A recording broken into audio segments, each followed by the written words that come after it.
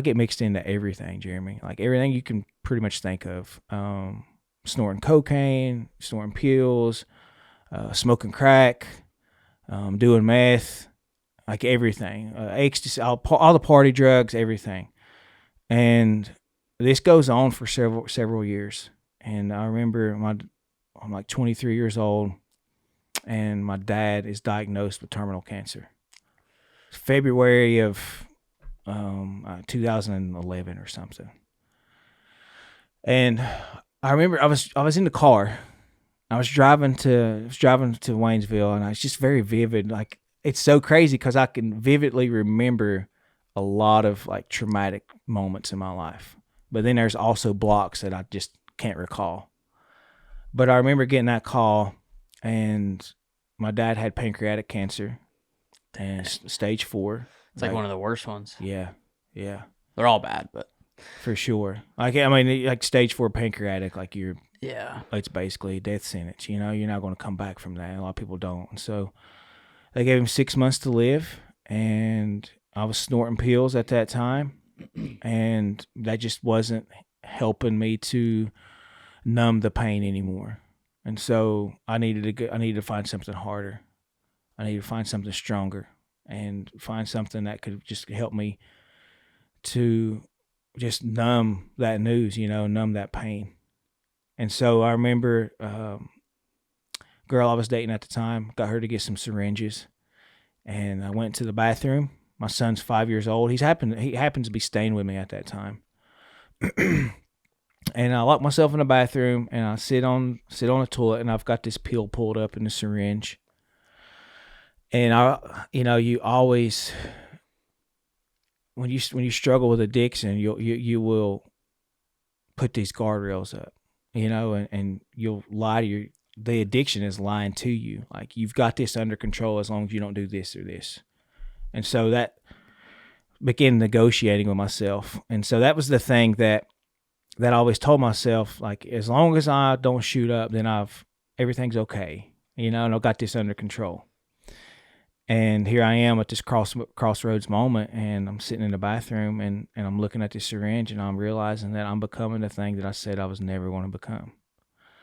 And the amount of despair, and I was angry, man. I was angry at myself, because looking back at all the opportunities, all the talent, all the ability that I had, and now here I am locked in this bathroom, man, shooting up, and I can't hold down a job. I'm not a father, you know. I'm just very absent in all the relationships in my life. I've let all my family down. And so, like, this became my reality, and this was the new identity that I was taking. And stare at this syringe, man, it seemed like forever. And my son starts knocking at the door, and I feel like these are just these moments, man, where I feel like God was trying to intervene in my life and reach out to me, like, through my son knocking on that door. Like, I could have just laid it down and, like, hey, I need help. I called my mom, called my dad, called somebody. Like, I'm locked in a bathroom getting ready to shoot up. Like, my life is completely out of control. And I didn't do that, man. You know, that was too tough for me. Like, but again, low bottom. You know, I had to go through that to get to where I am. And so I shoot up. I put the towel down at the bottom of the door because my son's trying to look under the door. And I put the towel down, and I shoot up. And I remember thinking to myself, like, there's no coming back. Like, this is your life. And that was the reality that I was facing. So, jeez, dude, that's powerful. Yeah, that's tough. Like, man, I don't even know what to say. It's like that's there. I don't know if there's really a worse, like, situation to be in, where you're, like, so aware of, like, what's going on, and you know you shouldn't do it, but, like, the like hooks of that addiction and that drug and that shit is just like, from people I've talked to that have gone through addiction, it's like they know they don't want to do it. They know they don't need it, but it's like it's like this demon that is, like, controlling you, basically, and you just can't, like, it seems like no matter how strong you are, like, everything in your power is just not enough. Mm-hmm. And that's like, I don't know. I don't think I wish that on anybody. No, man, it's just like the saying, a moth to a flame. I mean, you just keep going back to it, knowing that it's destroying you, but change is hard. No matter if it's good change, bad change, like whatever, change is tough. And so I just wasn't there yet, and I remember after that moment, I was like, I moved in with my dad, right? I moved in with my dad. I was living at a trailer below his house. And I'm thinking to myself, like, my dad needs me. I got to take care of him. But one of the things that I don't share a lot, and my wife, who's right off camera right here, Caitlin, she's like, why don't you talk about you and your dad's relationship a little bit more? So I want to try to articulate that best as I can. My dad and I used together. We partied together. And like during that time after graduating high school, I hope people don't look at my dad and it really doesn't matter what they think. I know that he loved me and he was doing the best that he could and he knew how. Although it was very toxic. My dad always had my back, man, and he would be there for me in a moment. But we used together. Like after I graduated high school, I'd party with him, drink with him, snort cocaine, stay up all night. And now looking back, like that's what he done with his dad back in the 70s. And because he was a functioning addict, like he had this business, employed almost 30 people, built all these fine homes. I guess he thought like, I can do it, so it's not going to bother him. Yeah. It didn't bother me, so I think he'll be okay. And that's probably what his thinking was. And so that's I did a lot of that with him. And when I moved in with him, though, when he got cancer, he was getting pain medication, for his chemo treatments and everything, for everything he was going through. But I would kind of like make him feel bad if he didn't give me pain pills. Like I'd be talking about how sick I was and blah, blah, blah, this and that. And he would see me coming in and out. And around the same time, I started catching charges. Like I'm starting to get a, criminal record here as long as my arm. Just stealing, obtaining property by false pretenses. I'm getting drug charges left and right. And I think that his thinking was like, well, if I give it to him, he won't be out like running the streets, doing what he's doing. And so, I mean, it's just fueling the monster, and around that time, my addiction is so bad. Like it's so consuming. I was taking multiple Oxycontin, Oxycontin 30s, Roxys, we call them. Just multiple of these, like to even feel anything. And so I would steal his pain medication, and I'd wait for him to go to the bathroom a lot of times, or leave the house or something. But I remember very, very vividly, like he would go into his bathroom to get sick from the chemo, and I would be upstairs, and I would hear him get up and go to the bathroom. And I'd just be laying up there, like withdrawing, sweating, diarrhea, everything that comes along with withdrawals. It's like the flu times 1,000. And I remember I'd be laying in the bedroom, and I'd wait for him to go into the bathroom, and I'd come sneak down the steps, and I would open up his door, and I would like army crawl across the floor, and he kept his pain medication in his pillowcase because I was doing this crap. And I'd sneak in there and I'd steal a handful of his pills. And I can't imagine I couldn't imagine my son's doing that. Yeah. Like, gosh, that had to be tough for him thinking back, like now. And again, I've never even looked at it from this perspective, but thinking back, like, man, that had to be a very desperate mind frame that he had to be in. Like, oh my God, my son is like stealing from me. I'd get into his safe. I figured out. I found in his dresser beside his bed. I found his safe combination, and I would steal his checks. And like he'd leave the house and I'd steal checks out of there and write them. And so the bank called him finally and was like, you've been writing a lot of checks. I remember I was upstairs and I remember the bank calling him, and he was on the phone with them, and he was like, "No, I've not been writing these. Here I am writing $200, $300, $400 checks and just draining his savings account." Jeez. And I remember him calling me downstairs, man, and I think any emotion or reaction in that moment is valid, like anger, like rage, almost like disappointment. All those things would have been valid. But he called me in his room, and I was thinking to myself, I want to go ahead and start packing my bags. He's kicking me out. And honestly, thinking back, I wish he would have committed me. I wish he'd done an IVC, involuntary commitment. What does that mean? Just like it's against your, like you have no say so. Like a family member comes and they're like, hey, they've got a problem.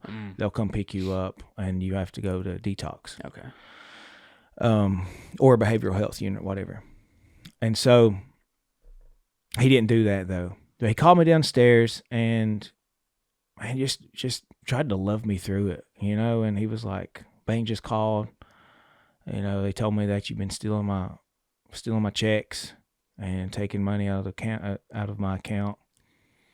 And I remember saying, "I'm just going to pack my bags." And he was like, he's like, "Son, I don't want you to leave." He's like, "I just want you to get help. And I want you to get better." And I remember him sitting in his recliner, man, just when he's telling me this. And I'm like, now thinking back, I'm like, man, like I wish that I would have listened in that moment. And I wish that I could have become this person that people see today in that moment before my dad passed. Again, low bottom. Like I had to keep hitting these freaking bottoms, man. And what'd you think at the time? Where you're just like, I just get out of jail free card. I can just keep living here. Or like, what'd you think at the time? Were you like embarrassed that you got caught? I was embarrassed. Shame. I think shame keeps us prisoner. Like this emotion that holds us hostage. Like, and I think there can be some good shame, but I think that whenever it is all consuming and you are just in this prison of disappointment, that's not how change happens. And that's kind of how, like, that was just so hopeless, right? And that's what the shame was leading me to experience, was that hopelessness. Like, there's no way out of this. Like, and I hadn't seen it. I've not seen like recovery modeled for me.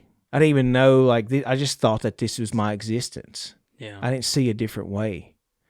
And if you have somebody like your dad enabling it, or, not really saying, I mean, I guess he encouraged you to get help. It is enabling. Yeah. For sure. I mean, it just reassures that in your brain that like, oh, well, I guess we're okay then. Yeah. That's hard. How old were you when that all went down? Like early 20s? Mid-20s. Yeah. Mid-20s. Damn. So he's so young. It is, man. Like, and that's why I'm like, it took me a long time to even start getting things right, and to have a healthy perspective and to start healing.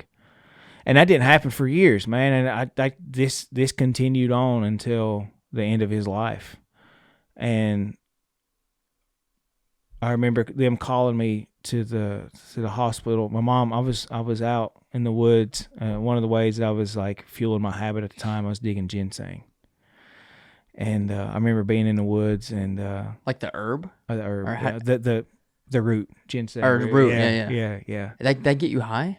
No. That's like one of the ways I was fueling my habit. I'd go dig ginseng, sell it, and then go buy my drugs. I was like, you're getting high off ginseng? Okay, didn't know you could do that. Okay. So it grows out in the mountains. Okay. In the mountains, yeah. And so, I'm in the woods, and my mom calls me, and she was like, "Get to the hospital now. Your dad's about to pass."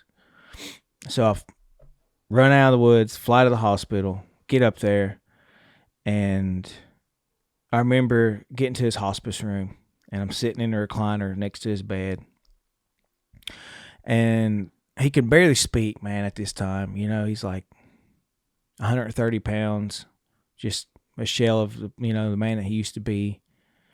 And the nurse is like asking him, like, and they gave him 6 months to live, and he's been fighting for 3 years. Jeez. And they were like, why are you fighting so hard? And I remember my dad saying, like, voice breaking, can barely speak. And he's like, I want to see my son become the man that I know he could be. And Damn.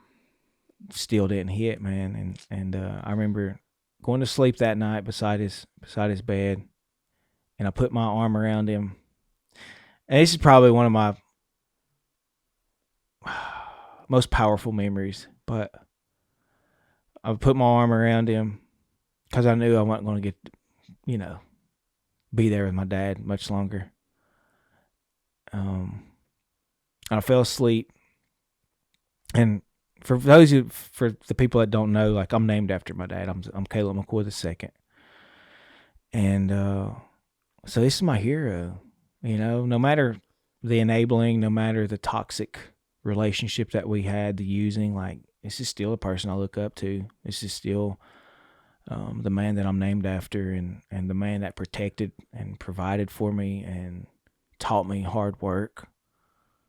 And so just watching him just wither away, man, about to pass, like, it was freaking tough. It's so tough. And fell asleep that night, and I woke up the next morning, and he wasn't in his room. And I asked the nurse, I said, where's my dad? And they said, we had to move him to another hospice room. And she was like, did you notice your dad waking up last night? I was like, no. And at this point, he hadn't spoken a day or two. Like, he was too weak. And she's like, yeah, he actually rolled over and held you last night while you were asleep. And so to think of, like, him mustering up the strength in the midst of everything that I was doing, and to put his arms around me, man, and just hug me one more time. It's pretty cool. Yeah. Think about, man. That's so cool. And so, like, that day he passed, or excuse me, like, he called me to his hospice room the day before he passed, and he asked everybody to leave, and I stood by his bedside, and he spoke this, like, very prophetic word over, like, who I was going to become. But he was like, son, you're going to come out of this one day, and you're going to beat this, and you're going to do some great things for our family, for our community, and for the world. And Jeremy, I was strung out, man, like, so skinny, looked sickly. I had sweat beads dripping down my face, and I was thinking to myself, like, again, despair was consuming me. And when my dad said that, I was thinking to myself, like, no, this, I'm going to die. Like, I'm just an addict, I'm just a junkie. And identity, man, that's how I identified myself. So the next day, people's coming in and out of the room, family members and stuff, and I'm in the bathroom, and I can hear my dad's heart rate monitor beeping, and it flatlines, and I've got a needle in my arm in that moment when my dad leaves this earth. I'm shooting up, and I pull the needle out of my arm. I still got the scars off right here from shooting up all those years, and stick it in my pocket and walk over to my dad and give him a kiss on the forehead. And I immediately called my drug dealer and said, hey, I need something. My dad just passed away. And right back to it, bro. Jeez. Right back to it. Man, thank you for opening up, sharing all this. I know it's not hard, or it's not easy to talk about. So thank you.